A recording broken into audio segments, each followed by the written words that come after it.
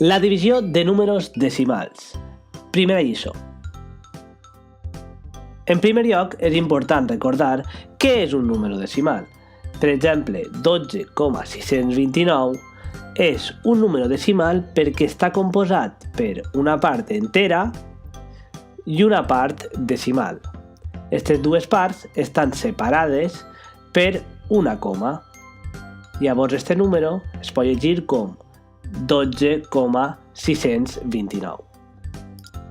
Existeixen diverses situacions en les que podem trobar divisions de números decimals. En concret, hi ha tres tipus de situacions de divisions de números decimals. La primera és la divisió d'un número decimal entre un natural. Per exemple, 34,65 dividit entre 5.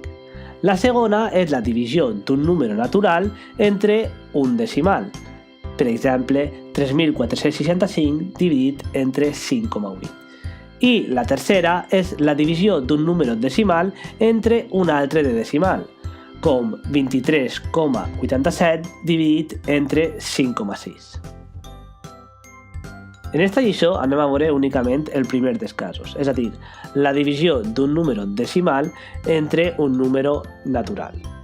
Es poden trobar així dues situacions. La primera és que el dividend siga major que el divisor, com per exemple en aquest cas, 4,125 dividit entre 3. Llavors dividim normalment fins a arribar a la coma.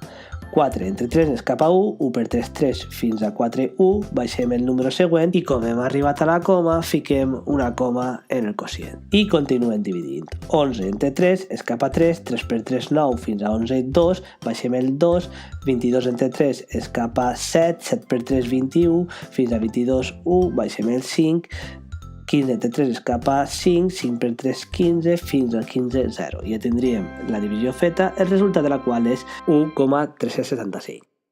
Anem a veure ara el següent dels casos de divisió del número decimal entre un natural, en el que el dividend siga més xicotet que el divisor. Per exemple, 4,125 dividit entre 5.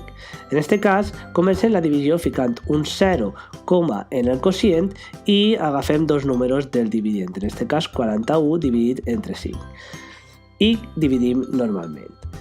41 dividit entre 5 és cap a 8, 8 per 5, 40, fins a 41, 1, baixem el 2, 12 entre 5 és cap a 2, 2 per 5, 10, fins a 12, 2, baixem el 5, 25 entre 5 és cap a 5, 5 per 5, 25, a 25, 0. I ja tindríem la divisió feta, el resultat de la qual és 0,825.